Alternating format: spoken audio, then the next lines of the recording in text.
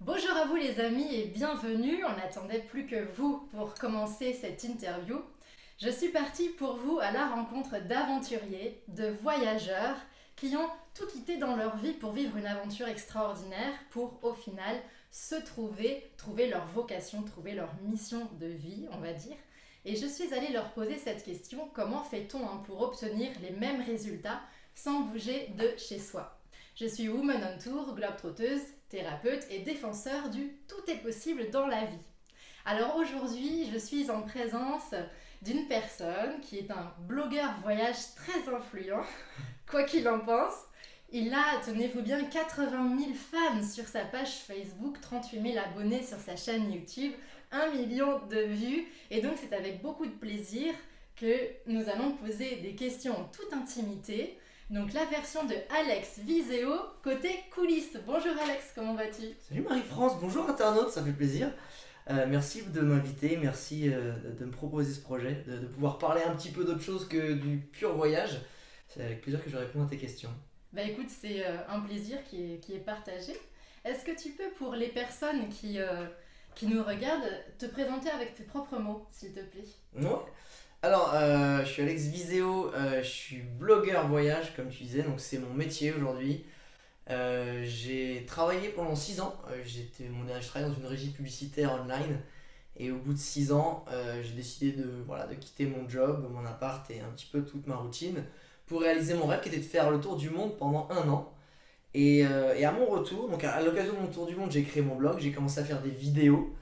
Et à mon retour, j'ai décidé finalement de pas reprendre ma vie d'avant, de pas retourner sur un open space et remettre un costume, mais d'essayer cette nouvelle aventure. Je pense que c'était le moment pour moi de me réorienter professionnellement. J'ai tenté l'aventure et 6 ans après, même quelques années même avant, j'ai commencé à réussir à ce pari-là. Voilà. Effectivement, d'accord. Et alors, Ça te laisse, toi, ça t'émeut, je vois que t'es tout ému quoi. Oui, mais on l'est tous. Alors la première question c'est quelle était ta vie avant ce tour du monde, avant ce grand voyage? Quel regard portais-tu sur ta vie? Est-ce que tu étais bien? Est-ce que tu étais heureux ou pas? Je ne sais pas. Et du coup, est-ce que ce regard a changé après le voyage? Est-ce que tu peux nous parler de cet avant-après? Euh, le regard que j'avais sur la vie, on va dire plutôt sur les gens, j'étais plutôt assez pessimiste. Pour moi, j'avais un regard assez négatif sur les humains. Je pensais que l'humain était fondamentalement mauvais et qu'il y avait des exceptions, des gens bien qui apportaient un petit peu de fraîcheur et de bonté dans ce monde. Après avoir fait mon premier gros voyage, mon premier tour du monde, la leçon que ça m'a appris, c'est que finalement les gens sont fondamentalement bons et c'est la société qui les rend mauvais, c'est la société qui les pervertit, qui les emmène sur d'autres choses. Donc ça m'a réconcilié avec l'humain, ce qui est plutôt une bonne chose quand on sait le nombre qu'on est sur Terre, puis qu'on en croise quand même assez régulièrement. Donc ça c'est une première chose qui m'a fait vraiment du bien, qui m'a donné beaucoup de leçons. Concernant ma vie même, alors avant, sur ma vie quotidienne, j'avais une vie, je pense que tout le monde rêvait, dans le sens où, plus j'ai pas fait beaucoup d'études, je fais un bac+3, je fais un petit BTS et une licence pro, et au final à 25 ans, j'ai commencé à travailler à 21, 22, et à 25 ans j'avais un poste de cadre, j'étais bien payé, j'avais un appartement, j'ai très bien, donc D'autant plus que tu as évolué très très vite dans ton ouais, poste que tu avais. j'étais au bon endroit au bon moment. Après, j'ai essayé de faire les choses bien aussi, mais j'ai eu une promotion. Je suis arrivé au service clientèle, au mail center, donc je répondais à des mails un peu à la con. Et on apprend énormément aussi dans ce genre de travail. Et ensuite, chaque année, j'ai eu la chance d'avoir une promotion interne, parce que j'ai dans une société qui évoluait très vite. Et j'ai fini directeur de clientèle à la régie pub. Donc ça, je me suis retrouvé à 25 ans, me dire, ok, la vie qu'on te promet dans la société qui est si t'as un bon boulot, tu gagnes bien ta vie, voilà, t'as ta petite routine et puis t'as tout ça, t'es heureux. C'est vrai que je suis là, je dis c'est ça la vie. J'ai 25 ans plus bon, j'ai la grande chance d'avoir atteint ce stade, peut-être normalement que t'atteins à 30, 35 voire plus. C'est vrai. Et je me dis ok, c'est ça que je dois faire tout le reste de ma vie. Je fais en fait non. Il se passe quoi après? Non mais c'est ça, il se passe quoi après surtout. J'avais cette vie où je viens moi j'ai un milieu prolétaire, populaire. Mon père il est ouvrier, ma mère elle est secrétaire médicale à mi-temps, je suis très fier. Et du coup, le fait de bien gagner ma vie m'a pas forcément fait changer mon style de vie. Donc je gagnais de l'argent, mais j'étais là, je suis ok, super. Et après, j'avais toujours ce vide en moi que j'arrivais pas à combler. Ce vide qui qui est assez commun à tous les gens qui ont un peu plaqué leur vie d'avant pour se reconvertir. Je rencontre pas mal d'ingénieurs en voyage. Pourquoi les ingénieurs, je sais pas, mais les ingénieurs, ça leur arrive souvent. Et, et c'est vrai que j'avais besoin de réaliser ce rêve qui m'a appelé. J'aurais pu le réaliser avant, j'avais mis un peu de côté. Et avant, j'ai mis 6 ans avant de partir. Je travaillais pendant 6 ans. Et en fait, j'avais attendu que tous les signes soient ouverts, que la vie me dise c'est le moment, que ce soit assez logique dans ma vie pour partir. D'accord. Voilà, ça c'était ma vie d'avant. D'accord. Donc pour résumer, quand tu es revenu de voyage, c'est ton regard sur les gens qui a changé. Mais du coup, quel regard sur ta vie? En quoi ça a changé après le voyage, ton regard sur ta vie? Sur ma vie, j'ai compris que la vie en fait, elle était sans limite, pleine de possibilités infinies. Fallait juste y croire. Et à ce moment-là, il valait mieux que j'y croie parce que je savais même pas ce que j'allais faire. Et ça, je l'ai appris pas forcément tout de suite après le retour, c'est un peu avec le temps. Euh, c'est assez incroyable en fait quand on sort des rails de la société traditionnelle et qu'on essaie de tracer un autre chemin, peu importe lequel qu'il soit. Et là, tu te rends compte que tu peux tout faire en fait si tu y crois et que tu te donnes les moyens. Et il y a une phrase d'un entrepreneur, je me souviens plus de son nom, mais qui est assez géniale, qui dit: les entrepreneurs, c'est des personnes qui en ont marre de travailler 40 heures et qui quittent leur boulot pour pouvoir en travailler 80. Ouais. Et c'est bête, mais c'est un peu ça le principe, c'est de se dire arrêter de vivre une vie qu'on t'a tracée et de la vivre à ta façon, quitte à travailler 10 fois plus. Voilà. Il y a aussi une belle phrase de Mark Twain qui dit quand tu te Spéléologue Mark Twain qui dit du coup, quand tu te retrouves du côté de la majorité, c'est là qu'il faut que tu t'arrêtes et que tu commences à réfléchir. Voilà, peut-être.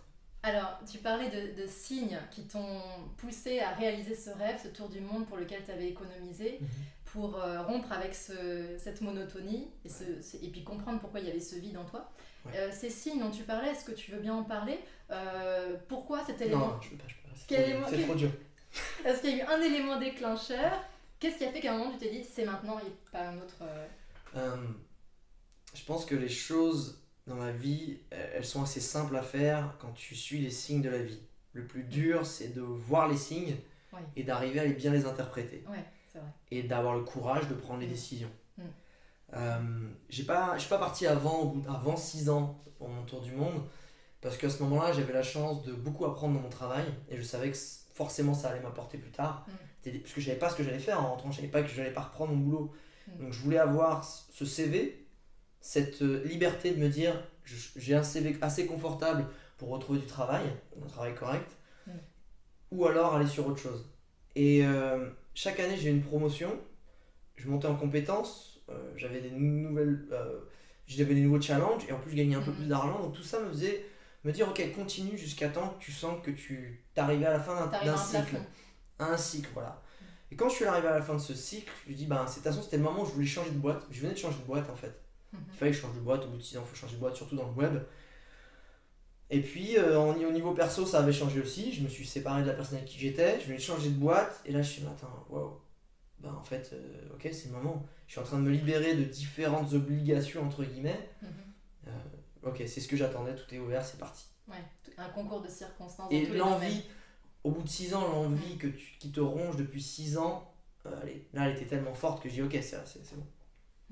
La coupe est pleine. Oui. Alors du coup, aujourd'hui, tu as énormément d'expérience de voyage entre ce tour du monde et tous tes déplacements personnels, professionnels.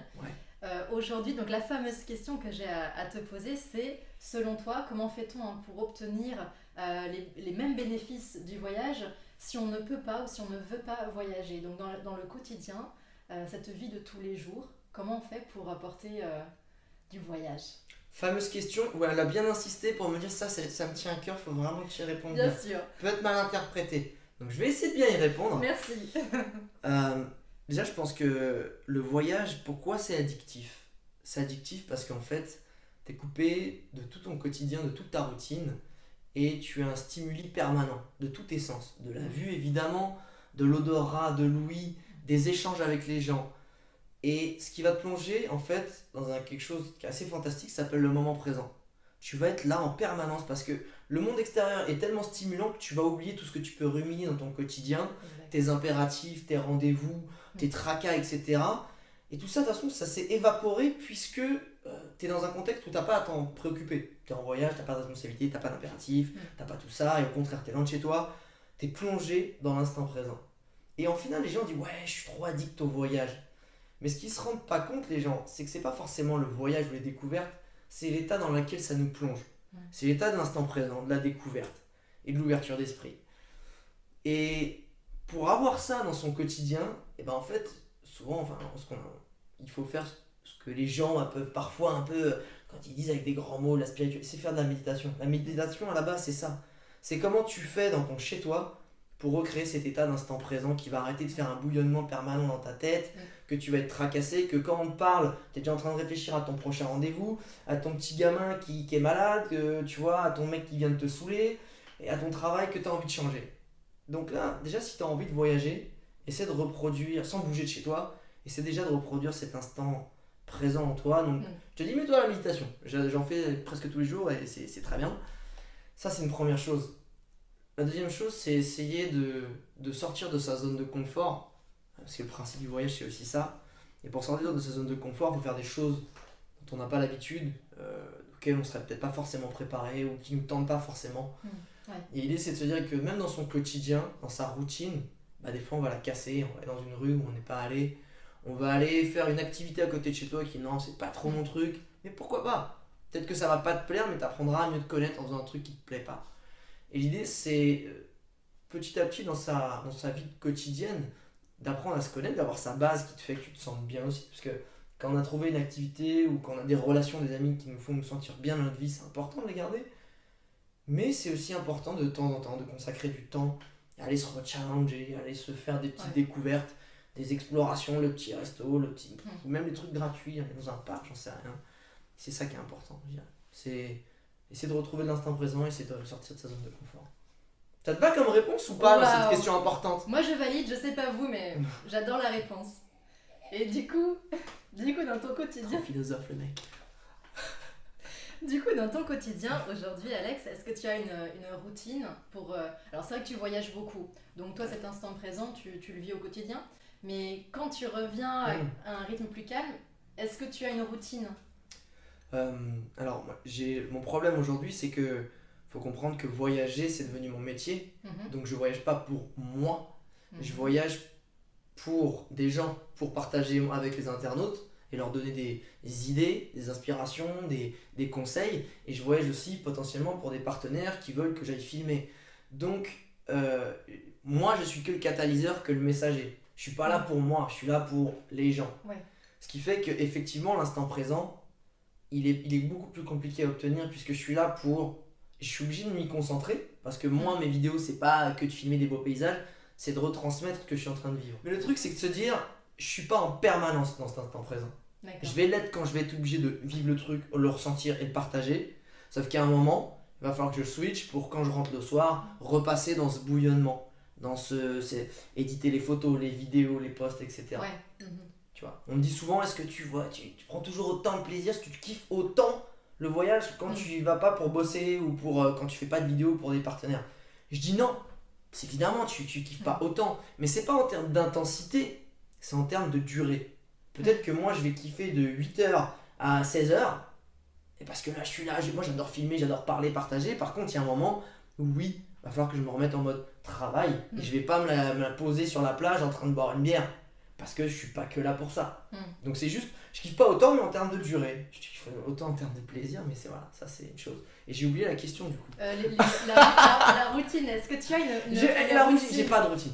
Pour être connecté au moment présent. Par exemple, un rituel de méditation, de visualisation. Enfin, Ouais, ce que je te disais, en fait, j'essaie de méditer tous les matins, un petit peu entre 10 minutes et 30 minutes.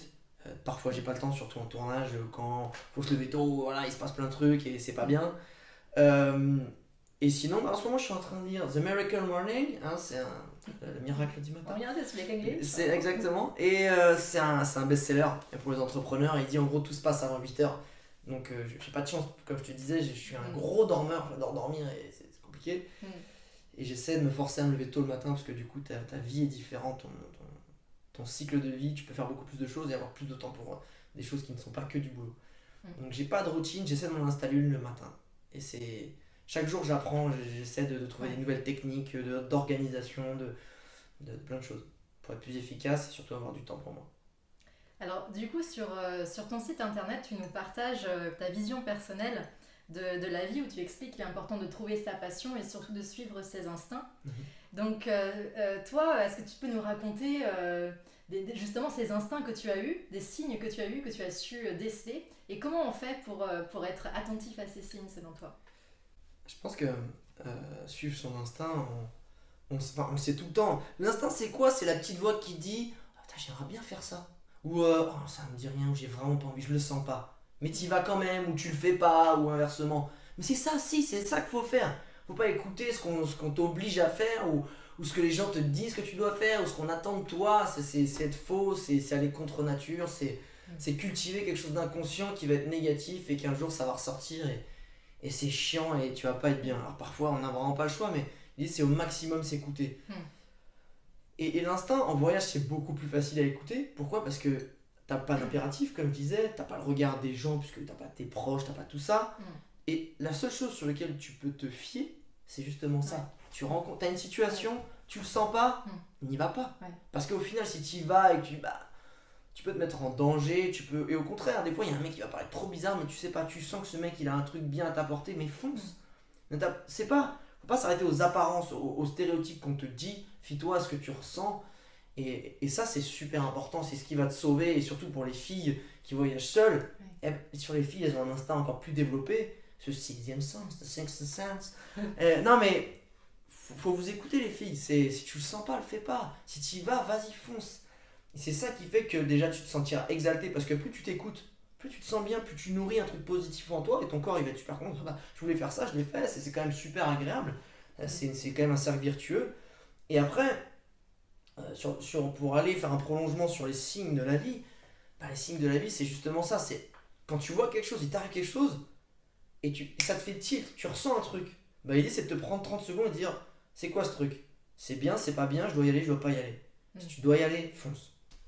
Point. On a l'impression pour toi que ça paraît facile, que tu as une audace naturelle, un courage naturel. Est-ce que tu as eu à braver le regard des autres, de tes parents, de tes proches, de tes amis, une fois dans ta vie? Comment tu as géré ça? Alors, je suis pas particulièrement courageux. Je pense que je suis juste peut-être un peu têtu et fonceur. Donc ça, c'est déjà plutôt pratique pour prendre en tout cas ce genre de décision. Peut être négatif pour d'autres choses. Ça faisait tellement longtemps que je répétais le fait que depuis mon premier jour de boulot, je disais un jour de toute façon je partirai un an. Même depuis que j'étais rentré de 2 séjours à l'étranger de 6 mois aux États-Unis, en Espagne, je dis ok, un jour je partirai un an et je dis découvrir le monde. Donc à force de le dire très souvent, enfin pas trop souvent, parce que je déteste les gens qui parlent et qui ne font rien. Et en parler pendant 6 ans et ne rien faire, ça fait quand même une grande gueule. Mais j'en parlais de temps en temps. Et je le disais, quand on me parlait d'un sujet qui me tenait à cœur, je disais ça. Et à aucun moment, enfin moi je leur disais, je voulais le faire, je m'en fous, j'en ai rien carré.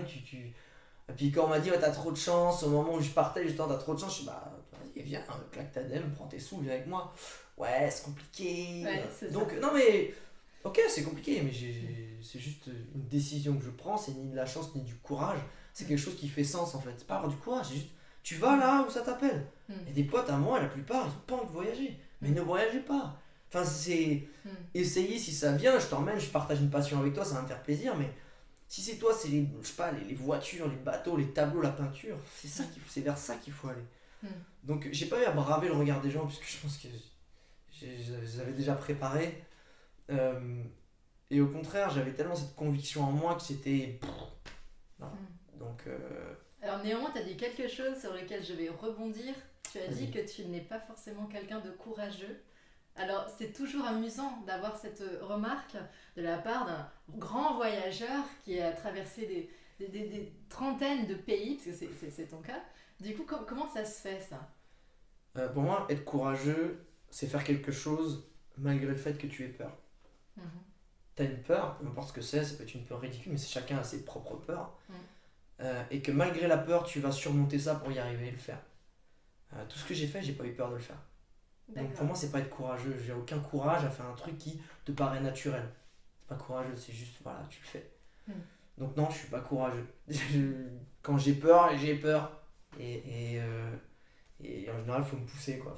Donc du coup, c'est intéressant, tu redéfinis la notion de courage pour les personnes qui nous regardent, c'est intéressant. Ouais, peut-être. Pourquoi c'est quoi pour toi le courage? Non, mais C'est vrai que tu non, me poses beaucoup de questions, mais toi alors? tu as raison. Moi, on m'a fait la même remarque quand je suis partie en voyage. On m'a dit, ah là, t'en as du courage. Et j'aimais pas du tout ce mot-là parce qu'effectivement, le courage, c'est quand on ressent de la peur et qu'on se pousse. Mais effectivement, quand ça a du sens, quand tu fais les choses et que tu en as réellement envie, il n'y a pas de notion de courage. Donc je suis d'accord avec ce que tu dis. Ça Alright, fait super, ok, on est trop sur la longueur d'onde. Alors, est-ce que tu peux nous partager en toute intimité un ou plus des moments de voyage où en fait tu as découvert des choses sur toi, tu as eu le sentiment de grandir? Oui, je peux, en toute intimité, faire ça. Tu veux que je te raconte des anecdotes, c'est ça? Oui, Des petites histoires? des histoires en fait qui sont... oui, oui. Je vois. Euh, Il y en a quelques-unes qui m'ont marqué. Il y en a une, juste, on parle souvent, bon, évidemment, ce qui est génial, c'est que l'avantage du voyage, c'est que les leçons que tu vas avoir au quotidien, dont tu ne t'aperçois pas dans ta vie de tous les jours, parce qu'on en a, mais on s'en aperçoit pas, parce que tu as un rendez-vous dans 10 minutes, parce que, Mm, encore une fois, tu as toutes ces perturbations cérébrales qui te mm, cassent la tête en permanence. mm, Donc quand tu as un message qui vient de l'extérieur, tu n'as pas le temps même de le comprendre ou qui a un impact sur toi. Quand tu es là et que tu es plutôt bien dans tes pompes et que tu prends ce qui vient, forcément, il y a une phrase, il y a un mec qui va faire un truc, il y a quelque chose qui va te marquer. C'est ça qui va faire son petit bonhomme de chemin dans la journée, dans les jours à venir. Donc évidemment, la générosité des gens qui ont peu et qui sourient malgré des situations extérieures, c'est un grand classique. Voilà. C'est vrai, c'est génial de voir ça et ça t'impacte vraiment. mm. Ça, je vais pas revenir dessus parce qu'on en parle souvent. Mais j'ai eu un exemple plutôt même dans l'inverse en fait. J'étais en Nouvelle-Zélande. J'étais dans la petite bagnole l'hiver. J'avais pris une petite bagnole puisque voilà, ça coûtait la moins cher, 10 balles par jour, tac tac. Ça me rappelle ta vidéo, je m'en souviens. Ouais, je dormais dedans, j'avais un peu froid et je dormais à l'auberge tous les 3 4 jours quand je commençais à sentir pas forcément bon. Je déconne, je te sens toujours bon. Ouais, quand j'avais besoin d'avoir un peu chaud et du coup j'arrive oui, oh, Westminster, au sud de l'île du Nord, en Nouvelle-Zélande, pour prendre le ferry pour aller justement dans l'île Wellington, pardon, merci. Pour aller sur l'île du Sud, prendre le ferry avec la voiture. Et vu que j'étais arrivé tard, je dis ouais, je vais pas prendre une auberge. J'étais 9h du soir, je vais en profiter pleinement tant qu'il y a payé une auberge, j'irai demain matin. Mhm. Donc je vais me trouver un petit coin où me garer, je vais dormir dans la voiture tranquille et voilà, j'irai demain matin. Je me pose un peu dans les zones résidentielles, je trouve un petit terrain, pas un terrain vague, mais une portion de terrain qui n'était pas construite, je me suis mis dans l'herbe. Et je voyais à côté, j'étais arrivé dans le quartier Bourges, tu vois, de Wellington, et il n'y avait que des grosses baraques, je les avais chauds, je dis, ah, les salauds, ils sont là, ils sont bien quand même, moi je me gèle les uns dans ma voiture. Ah, c'est pas grave, je mange un petit truc et je me fais avec mon petit réchaud dans la voiture, boum, je me couche et je dis, mais j'espère que je vais pas me faire kicker par la police qui va me voir. Bon voilà, même si j'avais pas un van ou un truc, c'était une petite bagnole tranquille. 8h du mat, pop, pop, pop, pop, c'est au carreau, je suis dans mon duvet et tout, tac, je me réveille, je regarde et je vois un mec qui était en bonnet, petite mitaine et il me dit, mais tu dois mourir de froid là-dedans, tu veux pas un café? Et il me tend un thermos. Donc voilà, j'ai la tête dans les fesses avec les crottes et tout. Donc hop, je vous la porte, je dis bah merci, merci beaucoup, c'est super gentil, mais vous habitez où que je puisse vous rendre votre thermos? Il me fait j'habite juste là. Et je tourne la tête, c'était la grosse baraque du quartier qui était juste à côté de moi, que je maudissais un peu la veille. Et là, le mec il m'a scotché, je dis merci, je bois mon café qui était dégueulasse, mais qui était le meilleur café du monde. Et je me rhabille, je dis, je vais donc devant chez lui pour lui rendre son thermos et je le vois le même mec qui était plus en bonnet mitaine mais qui est en costard avec sa femme avec le petit bébé dans les bras, enfin le truc cliché du mec bien et il me fait alors, il était bon le café, je suis merci, oui c'est bon, merci beaucoup et je me dis mais attends, mais qui je suis pour juger quelqu'un par rapport à ce qu'il a et s'il est riche? Parce que potentiellement ce mec là, s'il est plein d'argent, c'est parce que c'est une personne bien qui apparemment fait le bien autour de lui. Et je me suis dit, on juge souvent, voilà, on dit souvent, ouais, les pauvres ils donnent tout et tout, mais faut pas juger les gens à leur apparence. Qu'ils soient moches, beaux ou qu'ils aient des choses, faut pas les jalouser non plus, parce que c'est souvent potentiellement des gens qui le méritent. Et ça m'a scotché pendant plusieurs jours. Mm. Je me suis senti tellement mal d'avoir jugé cette personne qui m'a donné, qui s'est fait chier, il faisait froid, à s'habiller, à demander à sa femme de faire un câlin, de me l'apporter, de se rechanger, d'aller au boulot, avant d'aller au boulot. Je dis, ouais, c'est. Voilà, ok, là j'ai pris une claque. Mm. J'ai pris une claque. Ça, c'est une des leçons qui m'a dit, tu vois, ne juge pas, laisse la chance aux gens, arrête d'avoir des a priori. pars comme ça. Et après, forge-toi une opinion sur du vécu, mais pas sur les a priori. Ça a été une grande leçon. Alors, il y a aussi une autre question que j'aimerais te poser dans ce même registre-là. Ouais. En général, quand on part en voyage, du coup, on nous dit souvent, tu vas voir, tu vas découvrir plein de choses sur toi-même. Et moi, c'est une question que je ne comprenais pas au début. Je me disais, qu'est-ce qu'on peut bien apprendre sur soi-même? Alors, la question, je te la pose, qu'est-ce que toi, tu as appris sur toi-même grâce à ces voyages? Qu'est-ce que j'ai appris sur moi-même? Que je parlais beaucoup, que je parlais fort. Je sais pas, j'ai appris. En fait, j'ai plus appris au retour, peut-être. Je me suis pas forcément rendu compte de choses sur moi pendant le voyage, parce que je pense que j'étais tellement dans une bulle. Enfin, je planais tellement, j'étais tellement en train de réaliser mon rêve, j'étais tellement dans un esprit assez génial qu'à ce moment-là, je me rendais pas forcément compte de grand chose. C'est plus au retour. Je me suis aperçu d'une chose importante en fait, c'est que je pense que quand je suis revenu tour du monde, j'étais peut-être la meilleure version de moi-même que j'ai peut-être jamais été dans ma vie. Que j'essaye de rapprocher en ce moment d'ailleurs. Mais Mhm. et j'ai fait la grosse erreur de penser que c'était de l'acquis. D'accord. Quand t'es bien dans tes pompes, quand t'es bien dans ta tête, que tu connais tes valeurs, que t'es bien tout seul au milieu du désert ou dans une pièce ou entouré de 1000 personnes et tu te sens aussi bien, ok, là tu peux dire que ça se passe plutôt bien pour toi. Euh, mais là, l'erreur que j'ai faite, c'est de penser que ça, une fois que tu l'as, c'est ok, c'est bon, c'est acquis, on peut encore. Non, ça s'entretient au jour le jour. Mm. Et justement, en changeant de vie, euh, j'ai commencé à me dire comment je vais gagner de l'argent, comment, quand, Oui, combien. oui, Et stresser et me braquer, enfin me braquer, être un peu nerveux, un mec qui est un peu oui, stress, que je suis oui. absolument pas. Mm. Devenir un peu américain, tu vois, les choses sont, attention, my god, tu vois, ça devient important, alors que bon, je fais les choses comme elles viennent d'habitude. Et, et du coup, sans m'en rendre compte, je me suis renfoncé sur une personnalité qui n'était pas moi, peut-être même pire qu'avant de partir, j'en sais rien. Et ça a été une grande leçon, quand je me suis aperçu de D'accord. ça. Mhm. Et en fait, c'est ça, en fait, c'est de se dire que l'idée c'est que le voyage ça va te booster parce que tu vas t'améliorer, si t'es timide, va falloir que tu ailles Mm. au-delà de ça, tu vas peut-être apprendre à développer ton bagou, ton sens de la communication, ton ouverture d'esprit, ta tolérance, tout plein de choses comme ça. Tu vas apprendre aussi des gens énormément de leur expérience qu'ils vont te partager. Euh, mais ça, c'est rien d'acquis. Quand tu reviens, Mm. tu peux replonger entre guillemets dans les choses négatives et même pire que quand tu étais avant. Et ça, c'est une grande leçon que j'ai apprise. D'accord.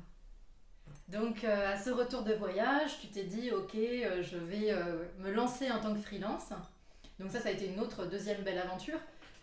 Et aujourd'hui, tu fais quelque chose qui est quand même un métier plutôt convoité, à savoir blogueur voyage professionnel. Comment tu fais pour combiner ta vie du coup de voyage, donc de nomade, et en même temps ta vie professionnelle? Parce que travailler en bougeant, je pense intuitivement que ça demande de l'organisation, de la discipline. Qu'est-ce qu'il en est toi dans ta vie? Ouais, en fait, déjà, il faut être prêt à travailler un peu n'importe où. Surtout quand tu es entrepreneur, quand tu es freelance, appelle-le comme tu veux, nomade digital. Mm, mm. Euh, tu travailles beaucoup plus en fait.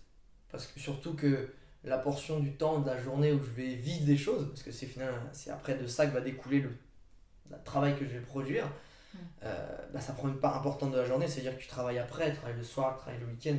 J'ai jamais autant travaillé de ma vie.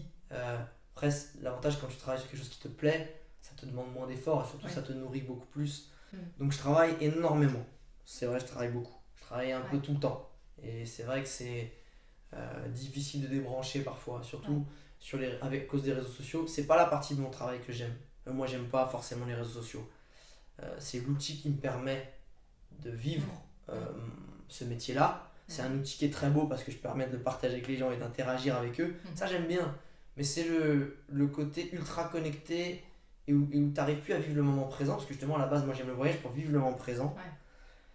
Et que pour vivre cette passion-là, je suis obligé de rester connecté. Donc ça, Ouais. c'est... J'essaie, en fait, chaque jour qui passe, chaque année, chaque mois de toutes ces années, j'essaie toujours de trouver des nouvelles techniques de comment mieux m'organiser. Mhm. Je procrastine aussi comme tout le monde. Et des fois, je vais être super efficace, des fois, je vais être Mhm. super nul. Ouais. Des fois, je vais pas avoir la motivation, il y a des choses qui me rebutent et que tu vois, tu repousses. Mhm. Il y a des choses, tu vas être très fort, tu vas le faire très rapidement. Euh, donc, j'ai pas de secret, je dirais juste que, ouais, il y a un moment, faut cravacher, faut bosser, c'est sûr. Mhm. Rien n'arrive sans rien. Mais tu bosses énormément et tu t'en rends pas forcément compte parce que ça fait du sens pour toi et que tu as envie que ça aboutisse et que ça se passe bien. Après, chacun est différent, chacun a des techniques, chacun a des besoins d'environnement différents pour être productif dans son travail. Tu vois, mais quand je fais la queue à l'aéroport, je m'en aperçois même pas, je suis en train de faire des trucs, je réponds à des mails, dans le métro je fais des trucs aussi. Bon, de moins en moins, des fois, j'essaie de. Tu vois. Moment présent.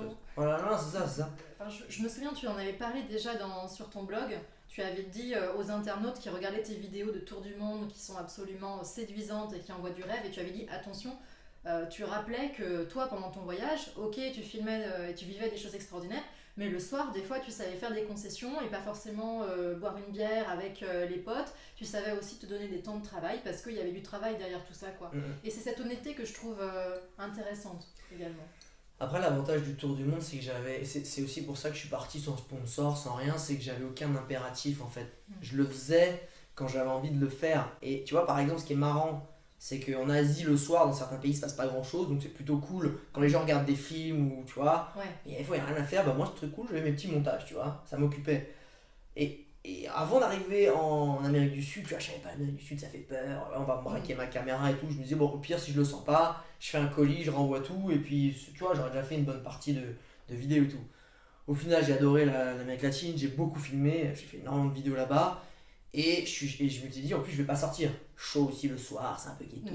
Je suis jamais autant sorti qu'en Amérique latine, les gens sont sympas, il y a la fiesta, c'est super, donc en Amérique latine. Exactement, exactamente. Et non, mais. Du coup, je montais quasiment pas le soir. J'ai quasiment monté aucune vidéo pendant 3-4 mois. Je les filmais et je les ai montés au retour. Parce que, tu vois, il y a un truc qui pour moi, je vois aujourd'hui qui est une grosse erreur selon moi, c'est que tous les gens qui partent en ce moment, ils veulent faire des vidéos, ils veulent faire un blog, faire des trucs. Je suis, mais pourquoi tu fais ça? Moi, j'avais vraiment cette envie parce que je voulais partager, j'avais cette envie de faire voyager plus de gens et surtout leur démystifier le voyage, tu vois. C'est pas grave, c'est facile, mec. T'as ouvert une voie en ce domaine-là. Non, je dirais pas ça, mais tu vois, tout le monde aime faire des vidéos maintenant, donc forcément ça arrivait sur le voyage, mais c'est de se dire, mec, le voyage c'est tout sauf ça. C'est d'abord, moi j'ai énormément, parce que j'étais pas connecté sur internet, en fait je faisais mes vidéos, je les postais, et puis point barre, je répondais pas mais il n'y avait pas beaucoup de fans à l'époque, je m'en foutais d'ailleurs, je balançais, ceux qui veulent regarder, ils regardent. Mais les gens aujourd'hui ils sont là à la course au like, à la course, ça leur prend du temps sur un voyage qui est pas forcément très long, je dis mais régale-toi d'abord du voyage. Nourris-toi, tire les bonnes conclusions, vis les bonnes expériences. Et si déjà tu t'es rassasié de voyage et tu as tiré déjà beaucoup de choses, alors qu'on peut, tu vois, tu peux y aller, j'apprends encore tous les jours avec le voyage. Bah après, si tu sens que ça fait du sens dans ta vie, mets-y-toi de façon un peu plus assidue. Mais vis d'abord cette étape où l'essence même du voyage c'est ici, maintenant. Aujourd'hui, voilà, je peux le faire parce que je me suis dit, ça j'ai fait gaver de voyages avant, j'en ai même fait j'en ai refait après mon tour du monde, des voyages où j'ai pas forcément trop filmé, j'avais besoin de revivre des choses que pour moi. Tu vois, c'est ça le truc, c'est pas d'obligation avant le tour du monde, je le faisais quand ça me faisait kiffer, tant mieux, voilà. C'est pas une fin en soi que d'avoir un blog, de faire des vidéos, d'avoir sa page Facebook et de marketer son voyage, c'est pas une fin en soi, on peut juste partir aussi rien que pour soi. Exactement, c'est surtout pour soi qu'on part à la base. J'avais envie de partager ça, de me marrer, je voulais que ça me fasse marrer et faire kiffer les gens et leur montrer des choses. Alors néanmoins, du coup je te coupe. Non, moi je te recoupe. Quoi? Parce que je voudrais juste dire que. Ok, vas-y. Non, mais c'est parce qu'aujourd'hui, ce qui m'embête, surtout qui en ce moment des émissions, comme tu dis, sur les blogueurs voyage. Oui, tout à fait. Les métiers de. Moi j'ai pas voulu faire ces émissions-là parce qu'il y a un côté racoleur de se dire t'es payé pour être en vacances ou voyager. C'est l'image que ça donne. Moi j'ai eu une remarque sur ma page Facebook, un liker qui m'a fait la remarque sur un de mes posts en disant mais oui mais pour toi c'est facile, t'as l'entrée au festival gratuitement, t'es payé, t'as été sponsorisé, et j'ai pris la remarque vraiment en me disant mais d'où ça sort? Parce que moi j'ai payé mon voyage avec mes économies, je vais au festival parce que le cœur m'en dit, c'est du bénévolat, et je me suis dit effectivement il y a une idée qui se fait des blogueurs et qui sont payés, c'est... Des clichés quoi. Non mais attends, les blogueurs sont payés. Moi quand je vais on me demande d'aller produire une vidéo ou des photos etc. dans un endroit, quand c'est un partenaire qui me demande, oui je suis payé, on m'envoie là-bas. Mais tu ne caches pas, tu le dis clairement. Bah oui, non mais c'est mon métier, enfin je veux dire, après ce que je fais toujours c'est que je filme pareil, que je sois payé ou pas, pour moi c'est plus important, c'est la transparence vis-à-vis des gens qui me suivent. C'est obligé, si je fais pas, si je mens ou si je cache des choses, après ils vont plus vouloir me suivre, ils vont me dire ta parole elle vaut plus rien donc ça dégage. Non, mais ce qui m'embête, c'est de se dire, aujourd'hui, en fait, le message, c'est ça. C'est regarde le métier des rêves. Et tu vas en vacances, t'es payé pour être en vacances. Du coup, aujourd'hui, je vois plein de blogueurs, voyage en tout cas, je parle que de l'univers que je connais, qui veulent monter un blog pour gratter des hôtels, gratter des vols, gratter des trucs. Tu vois, tant mieux si tu as ça gratuitement, mais à la base, un blog, que ce soit sur des chats, du tricot, des poneys, j'en sais rien, c'est d'abord, tu partages une passion. Tu essaies d'être utile aux autres gens qui aiment ta passion en leur donnant des tuyaux qui vont leur faciliter la mise en pratique de cette passion. Et si tu es bon dans cette passion, ça va attirer un maximum de fans de cette passion. Si tu as beaucoup de fans, potentiellement tu as des marques de l'univers de ta passion qui vont être intéressées par toi, avec qui tu vas pouvoir monter des opérations intéressantes. Et dans l'idée, c'est que tu gardes aussi toi ton autonomie et ta transparence. Tu vois, c'est comme ça que ça va marcher. Aujourd'hui, les gens, c'est le raccourci. Je fais un blog pour gratter des trucs. Non. Enfin, tout le monde n'est pas comme ça. L'intention n'est pas la bonne en fait. Le pourquoi, le sens n'est pas le bon. Bah, c'est ça qui est dommage, tu vois. Et j'essaie vraiment de faire attention à... Et c'est pour ça que je me fais souvent des voyages perso. Parce que pour moi, c'est important que je dépense mon argent pour pas perdre cette notion-là et du jugement de se dire, bah là, ok, c'est cher, mais c'est mortel. Ok, c'est cher, non, c'est trop cher, tu vois. Alors, du coup, Alex, revenons à tes tout débuts. Est-ce que tu te souviens de ta... ça, tu sais. Oui, tout jeune. Alors, du coup, réfléchis bien, ta toute première vidéo. Dans quelle émotion étais-tu, tu vois, un petit peu d'appréhension, du regard des internautes, de ce que tu allais pouvoir dire, de ton image, etc. La toute première vidéo. Déjà, j'avais l'air très très jeune. non, mais en fait, j'étais très content de pouvoir faire ce nouveau truc que j'avais jamais fait et partager ça, en fait. Moi, c'était le plaisir de me dire que je vais pouvoir faire voyager des gens et leur donner envie et peut-être leur montrer en toute simplicité en vidéo que je suis comme tout le monde, je suis pas Nicolas Hulot, j'ai aucune faculté particulière. Non mais je suis pas un aventurier. Alors ce que je dis souvent dans mes lives, je suis pas aventurier. J'aimerais être aventurier, tout le monde rêve d'être aventurier, mais je suis qu'un voyageur ou un touriste amélioré. Je suis jamais parti 3 semaines en expédition tout seul et que c'est moi qui ai préparé les choses. Quand je fais des treks un peu hardcore ou qui sont un peu hardcore, qui sont un peu tough, tu vois, il y a un guide qui est là qui connaît le truc. Et j'ai qu'à le suivre, finalement, lui, juste à expérimenter moi en Monsieur Tout-le-Monde ce que lui sait, tu vois, donc il n'y a aucune gloire. C'est pas, je suis juste un messager de ce que tu peux toi aussi vivre. Et c'était ça en fait que je voulais. C'est juste, Monsieur Tout-le-Monde peut faire ça. Si tu veux le faire et que tu es au fin fond de ta campagne et dans ton environnement personnel, t'as personne qui peut t'apprendre ou te rassurer, bah moi j'ai envie d'avoir ce rôle-là, tu vois. Et j'étais vraiment, voilà, j'ai envie de bouger comme ça. J'étais vraiment enthousiaste. Je m'en foutais du regard des gens. Ouais, il y avait comme une sorte de naïveté enfantine de je le fais avec du plaisir et basta. Ah, mais je suis très naïf. Très naïf. Non, mais c'est important, tu sais, je pense que c'est aussi une des choses les plus importantes en voyage. C'est de garder un regard d'enfant, un regard neuf sur tout ce que tu vois. Sinon, si tu vas au bout de 3 mois en Asie, le temple bouddhiste, il va vite te gaver, tu vois. Est-ce que tu t'attendais à ce buzz qu'il y a eu, notamment sur ta vidéo Le Tour du Monde en 5 minutes? Est-ce que tu t'attendais à ce buzz-là et cet accueil de la part des internautes? Alors buzz, ouais, ça fait un petit buzz, enfin, ça reste, tu vois, ça avait fait à l'époque, je sais pas, 600, 500 000 vues sur YouTube. Bon, à l'époque, il n'y avait pas trop Facebook qui poussait les vidéos, donc c'était pas mal, tu vois, donc j'étais plutôt content. Et ce qui est marrant, c'est que j'avais pas fait cette vidéo pour que ça buzz du tout, en fait. Je l'avais fait pour un projet, le projet pour Voyage SNCF que j'ai fait après. Il voulait que je présente une vidéo, voilà, pour montrer un peu ce que je sais faire. Je savais pas laquelle choisir, du coup je dis bon bah je vais faire un petit best-of. Puis je l'ai mis sur ma chaîne YouTube pour pouvoir leur montrer à eux. Sauf qu'il y a des fans qui ont commencé à la repartager. Je fais, ah bah je vais la partager si ça plaît. Puis c'est parti de là. Wow. Donc ouais, c'est cool. Et puis quand on me dit qu'il y en a qui l'ont regardé 10, 15 fois, et moi aussi, bon là j'ai regardé moins plus que ça, mais et qu'il y a un truc qui se dégage de ça, bah je suis content parce que ça représente vraiment ce que j'ai pu vivre, que ce soit des rencontres, des paysages, des expériences, voilà.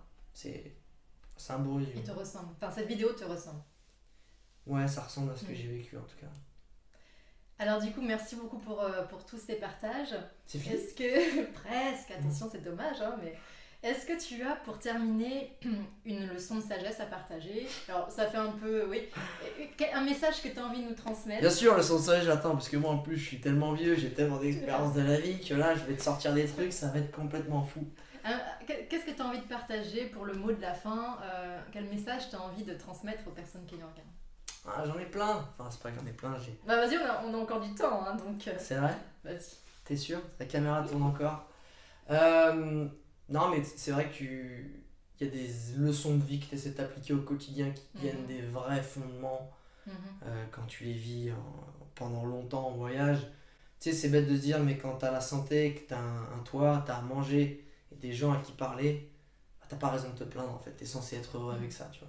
Mhm. Et c'est tourne-toi pour savoir ce qui va pas si t'as tous ces paramètres et que t'es pas heureux, tu vois. Mhm.